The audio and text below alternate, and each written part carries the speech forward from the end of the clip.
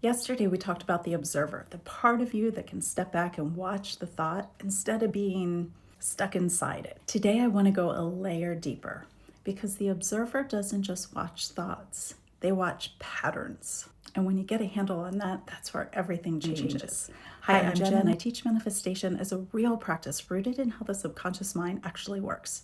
And here's what I mean. When you're inside a thought, when the noise has you, all you can see is the thought, the fear, the doubt, the spiral. It feels like the whole world because it's all you can see. But when you step back into the observer, suddenly you're not just watching one thought, you're watching how the thoughts move. You start to notice, this is the pattern that shows up every time I'm about to do something that matters. Or this voice gets loudest right before a breakthrough. Or the spiral always starts with the same trigger. That's not just a thought.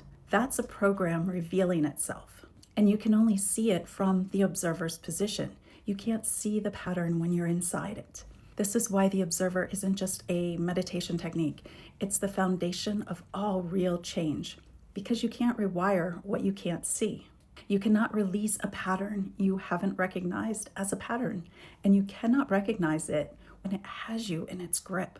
Think about something that keeps showing up in your life, maybe a reoccurring fear or a relationship dynamic that just keeps repeating, a moment where you always seem to pull back. From inside it, it feels like circumstances, like other people, like bad luck, like, that's just the way things are. But from the observer, you start to see the tendrils, the threads, the same feeling underneath every version of it, the same moment of contraction, the same story running. That's the program. And now that you can see it, you can do something about it. That's where the real work begins, not in the thought, not trying to change the thought, in the pattern underneath the thought. So today's micro action, think of something that keeps repeating in your life, a situation, a feeling, a response you don't want but keep having.